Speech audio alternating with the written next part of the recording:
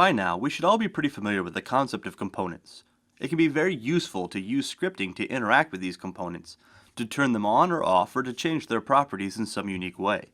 Here I have a scene, and in this scene we have a boy game object, and that boy game object has a script on it called good guy. Then we have a zombear game object, and that zombear game object has a script on it called bad guy. It also has a capsule collider and a rigid body.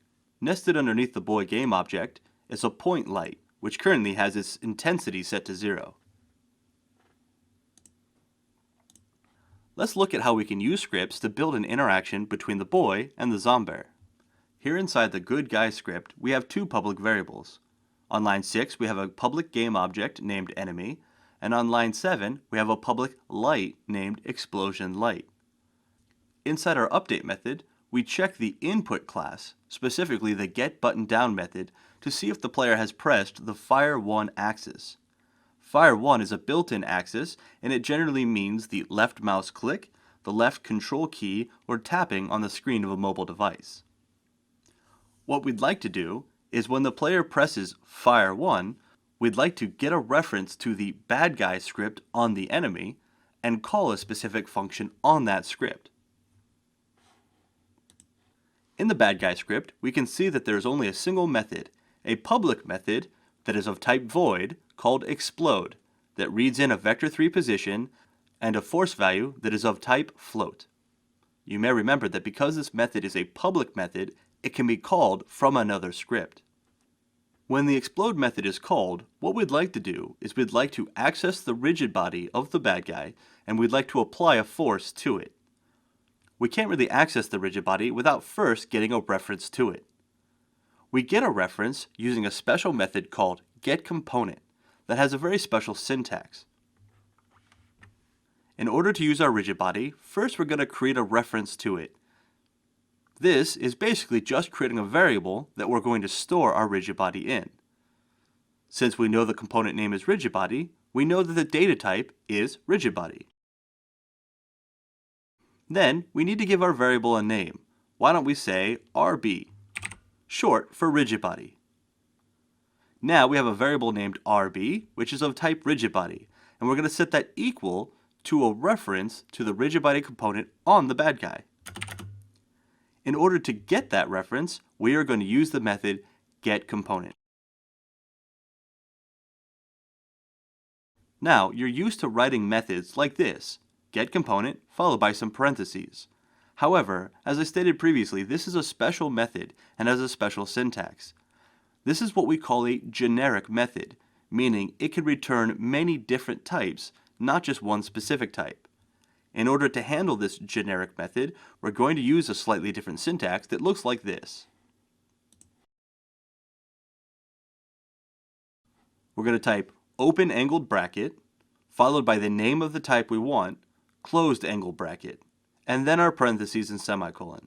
This looks through the components on our game object, finds the rigid body, and passes it back. We then store that in our variable. Now that we have access to that component, we can use it just like we would any other variable. We're going to call the method addExplosionForce, which is a method on the rigid body component. This method reads in how much force, where the force originates from, and what the radius of that force is. We know how much force because it's been read in as a parameter of this method. We also know the position because that also was read in as a parameter. We'll just come up with something for the radius.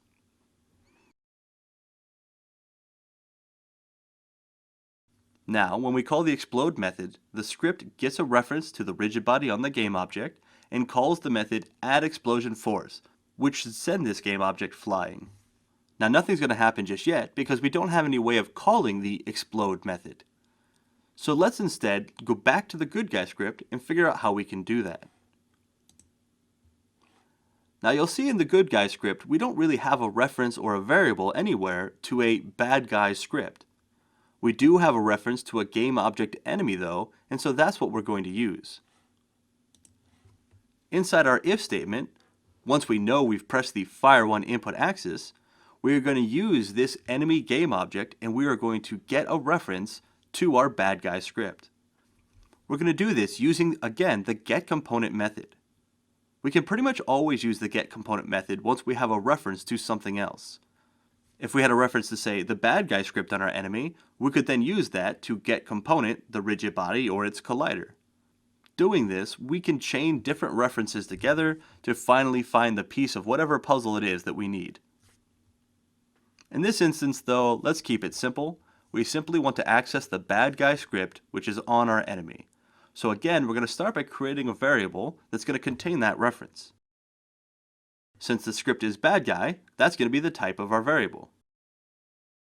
And let's just name our variable bad guy with a lowercase b so it's different.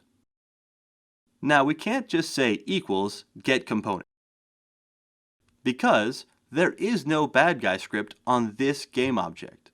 This is the good guy. So what we need to do is we need to specify where we're going to look for that component.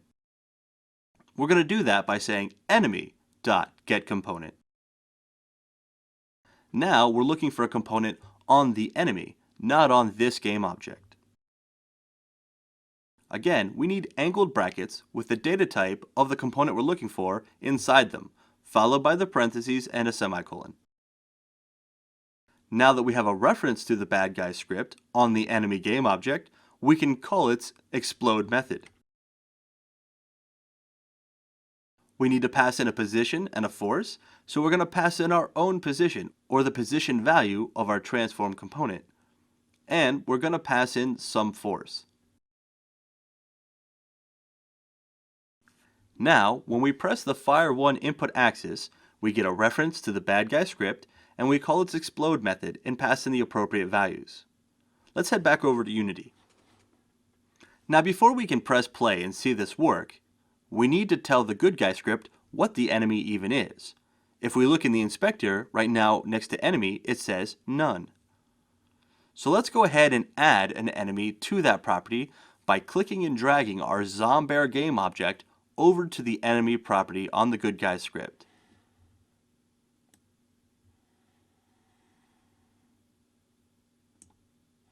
Now we see Zombear listed as the enemy. Let's go ahead and hit play. And let's click anywhere on our screen.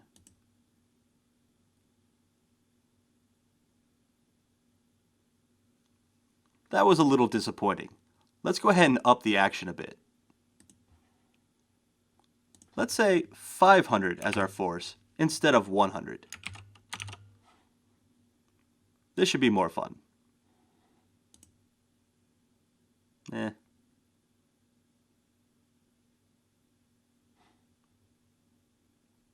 I know what you're thinking. Still, very lackluster.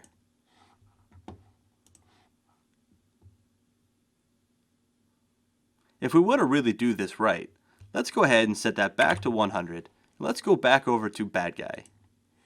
Now, let's change our radius. Let's add an upwards modifier, which is how much the object is going to pop up into the air. And finally, let's change our force mode. This time, we're going to change it to force mode.impulse.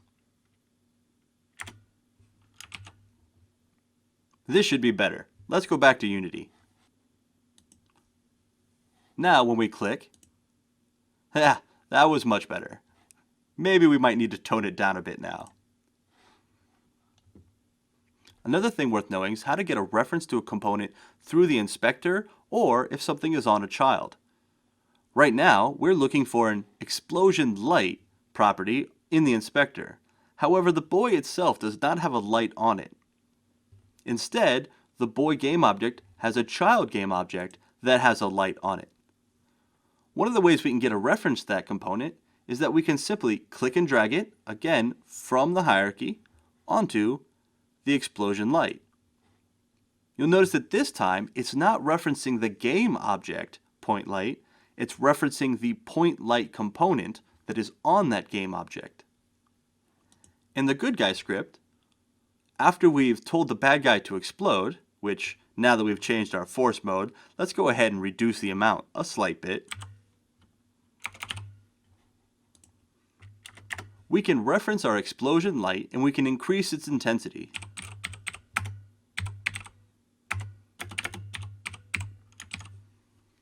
Now when we click, we're going to see the light turn on and the enemy get blown up into the air.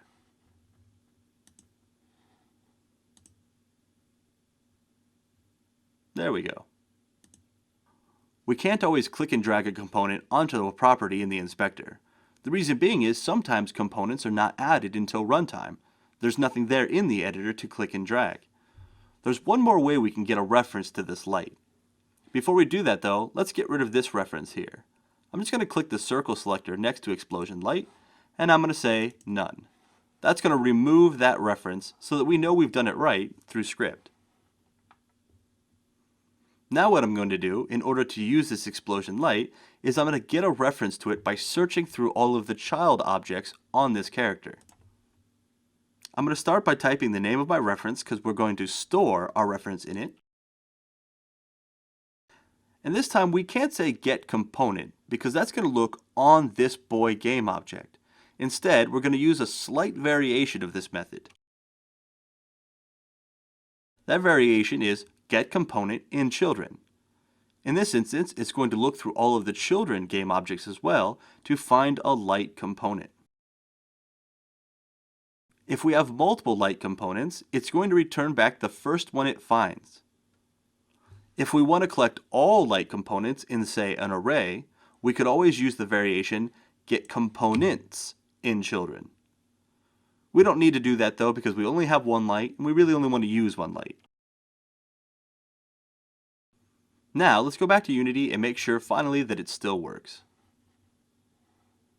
When we click, we can see we now do get the reference to the point light that is on the child game object, and the light's intensity gets increased.